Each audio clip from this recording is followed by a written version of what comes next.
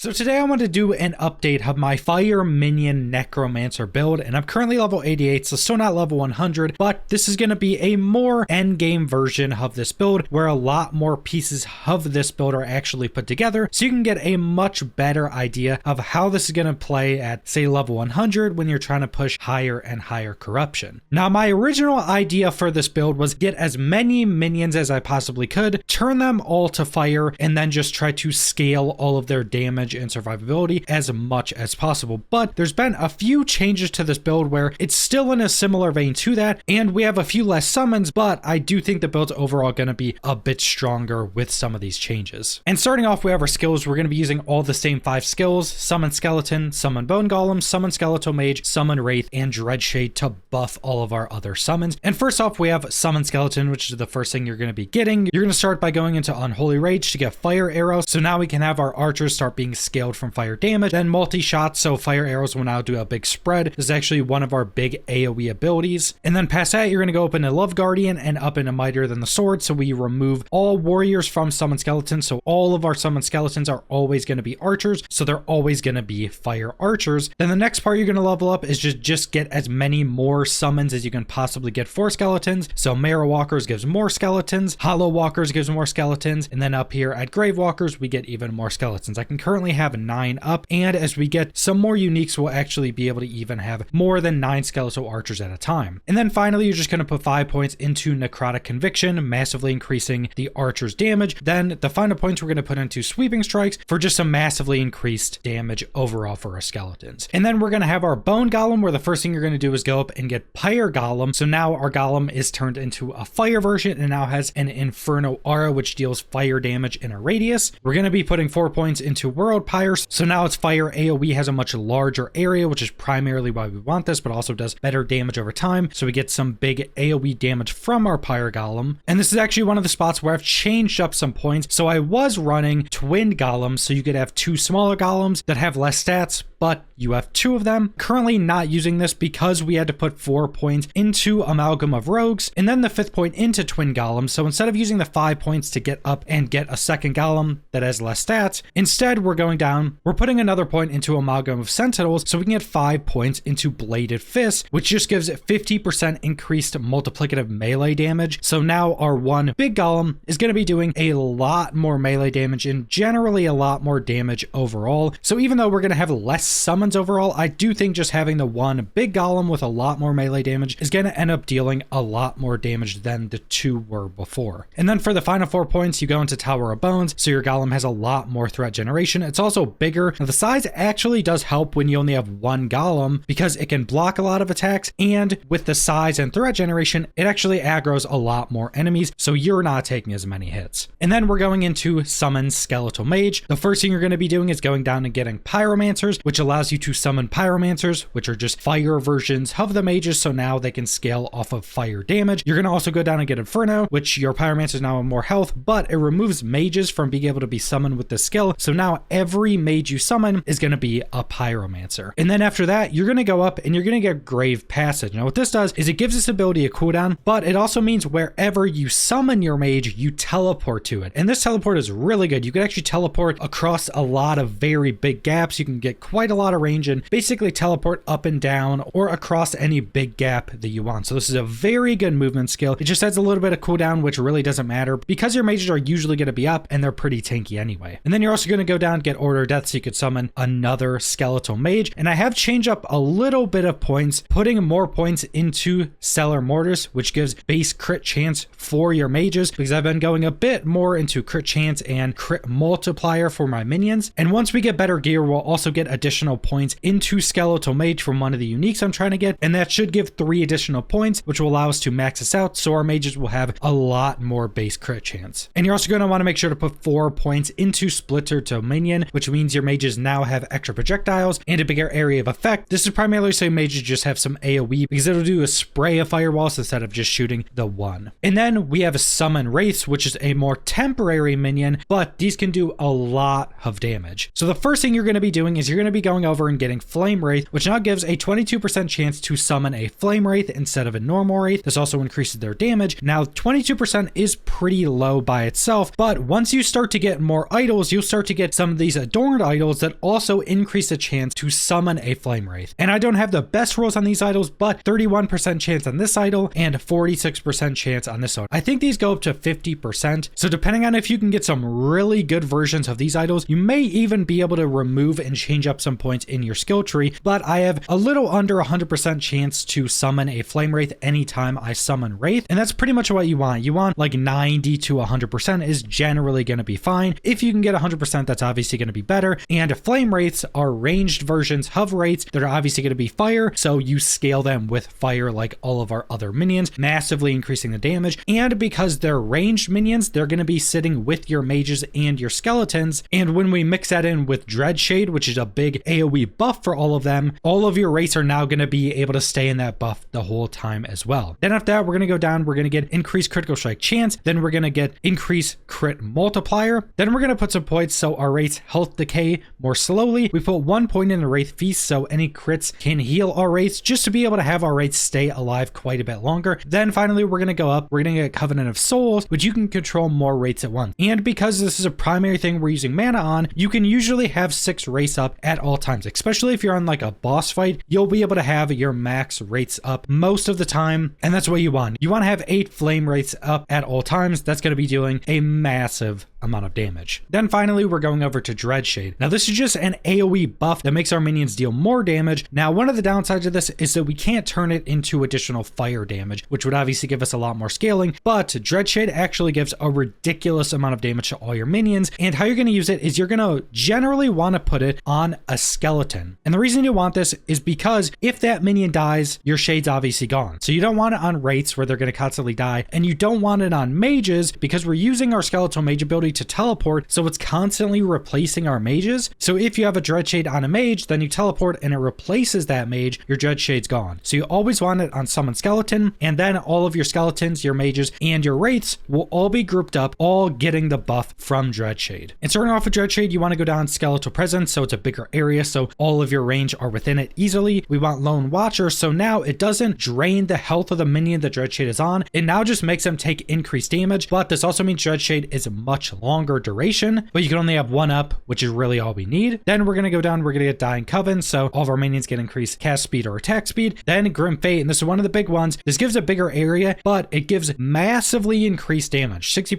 multiplicative increased damage for all of our minions. So basically just all of our ranged minions, but this is going to be one of the big damage increases for this ability. And then you're also going to be putting 4 points in a Dust card. Now this makes all of your minions within the area also apply Damned to enemies they hit. Now Damned does necrotic damage over time and reduces health regen, but because we have so many minions, even though we're not scaling necrotic damage, they'll stack up this buff to like 80 to 100. So this necrotic damage over time will actually be able to deal quite a bit of damage. And then we're putting 3 points in the Flesh Harvest. Now this increases the effect of Dreadshade for how much missing health the summon that Dreadshade is on has lost. And this specifically helps quite a lot with boss fights because boss fights usually have all these big AoE effects. So your summons will usually be taking damage. Even though with the gear I have and the passives in this build, our summons actually heal a lot, this will still do some additional damage, some additional scaling. And that brings us to our passive trees. Now starting out in the Acolyte tree, you're going to go 8 into Blood Aura for just increased minion damage. We're going 8 into Bone Aura for massively increased armor. And then we have 4 into Forbidden Knowledge for increased intelligence and some necrotic resistance. Now that's all the 20 points you need to go into the Necromancer tree. Once we get all of our points and get to level 100, we're also going to be putting in 8 additional points into Stolen Vitality, increase our vitality, massively increase our minion health. But then you're going to go into the Necromancer tree. We're going to start off with 8 into Risen Ally, increase minion damage, increase your attack speed and cast speed. We're going to have 3 into Grave Thorns. This is just to help us get further into the tree as well, but increase your minion armor and minion health, which does actually make them quite a bit more tanky. And one of the changes we've actually made is we now have 8 into Blood Armor. This increases our health regen by 80%, and our minions now regenerate 16 health per second, which is really big for our minions, but also we're getting a lot of health regen. And currently with my health regen, I regenerate 71 health per second. This helps so much, especially in boss fights where you're taking a lot of smaller hits. This helps to not run out of potions really quickly. 71 health per second is quite a lot of regen. And then we're going to have 5 points in Immortal Tether, which massively increases our minion health. We have 1 into Unbound necromancy so we can summon more skeletons. And another place we changed up is we took 3 points out of dark retribution. This allowed us to summon skeletal vanguards up to 3 when our minions died. We'd have these up, but they were physical damage and we couldn't turn them into fire. After doing some testing, these I don't think did enough damage to warrant 3 points into them. Now, if you want some additional summons, you could put 1 point into this. You would still be able to summon 3 vanguards, but it would just be a much lower chance. But with how many wraiths you have constantly dying, you could probably get up 3 vanguards and be fine. I just figured take out the 3 points, put it into better scaling. And then we have 8 into Tyrant, massively increases our health, but reduces our minion health, which isn't that big of a deal. But then 8 into Cling to Life, more vitality for us, and it gives resistances to all of our minions, make them more tanky against pretty much everything. We have 1 into Tyrant's Legion, so we can have another summon skeleton. Then 5 points into Effigies. This gives us a chance to consume a minion when we get low health. This actually does save us a lot, and it usually will consume wraiths first, which is really nice. So you'll just get a wraith, so it'll just kill off a wraith, give you a bunch of health, and this massively increases our minions' fire damage. Then we're putting points in a Moonlight Pyre. We will have 10 points into this when we're level 100. This just increases our minion fire damage and necrotic damage. Then 10 points in a Rite of Undeath, gives us some resistances, and massively increases our minion elemental damage. Then 1 into Disciples of Necromancy to get our 5th Skeletal Mage. Then we're going up 1 point into Frenetic Summons, so we can have 5 into River of Bones. This just massively scales and increases our minions' critical strike chances and their leech. Then 10 points into Heresy, massively increased intelligence for us and increases our minions' critical strike chance. And again, I've been trying to scale our minions' critical strike chance and multiplier much more. And then for our idols, as we went over, you want the adorned idols for increased chance to get flame rates, so you can have basically 100% chance. Now, on one of my adorned idols, I have a 4% chance for minions to apply Mark of Death on hit. Now, I didn't think this would be very good. It actually seems to be really good. So Mark of Death makes that enemy take 25% increased damage. And even though it's only 4%, with how many minions we have, say in a boss fight, you'll usually have this applied, at least on like a boss, pretty quickly. So that's just a pretty big damage increase, actually. So if you can try to get the chance to apply Mark of Death, it's actually going to be really good. Then we're using some grand idols just for massively increased minion fire damage is basically what we have on all of them, the primary reason we're using them. Then the 3 final single slots, I'm just using these as defensives primarily to just get increased armor, some additional health, and that's mainly what I would want for these singles is just armor, health, or using it to shore up some of your resistances as well. But that brings us into our gear. Now I feel like my gear is actually kind of weak. There's multiple more uniques I want, specifically the Hollow Finger Ring, which gives more crit multiplier and a bunch of other buffs for our minions, which is one of the main uniques I'm wanting right now. The 2 uniques I'm currently using is Reach of the Grave. This just massively increases our minions' damage with spells and bows. Our minions now also leech 10% of the damage from their spells and bows. Our ranged minions are going to be leeching a lot more, have a lot more damage, and have more attack speed and cast speed, so it's going to be really good for a lot of our range minion scaling. Then we're using Death Rattle Necklace. This just gives us increased minion damage, increased minion critical strike chance. Then it gives us a pretty big increase to our minion multiplier, gives us a bunch of intelligence, which is really good. It does make our minions take 10 to 30 increased damage. I got the worst roll. You would want 10%, but even with 30% increased damage that they're taking, they're still really tanky. And what's super nice about this is you regain 30 health on minion death. Anytime a summon wraith dies, we gain 30 health, but if you have 8 wraiths out and you summon a new one so it replaces another minion, it counts that minion as dying. So you can also spam out more wraiths or replace other summons, and that'll also be healing us quite a bit, massively increasing our survivability. Now for all of our other gear, the primary thing you're going to want is increasing minion damage. So here we have +3 to skeleton, increased minion damage, increased minion health is also going to be good. That type of scaling is going to be good on anything. You want increased minion fire damage, increased minion damage, minion critical strike multiplier, or minion critical strike, minion health. Any minion scalers are going to be really good. And then past that, you're primarily just going to want defensives, because defensives are actually very important in last Epoch. I think even more important than damage overall. Now, when you're going into defensives, health is going to be your kind of base. You want really good health. I think my health is actually kind of low at 1245. So that's kind of your first line of defense. You want health because any defenses you get past health is just going to be better the more health you have. Then you want resistances. Mine are a bit wonky right now. Some of mine are massively overcapped, and some of mine, like poison, is a bit low, almost capped on everything else. So it's just decent. You definitely want physical, but you want all these as close to capped as you can get. At least 70% is going to be good for all resistances. Then you're going to want armor. This is basically just damage reduction for everything except dots that get put on you, which isn't very often. I only have 24% damage reduction from armor. Could definitely get more of that. That's actually going to come a lot from the implicits of what armor you're using. So helmet here has 151 armor, chest has 191.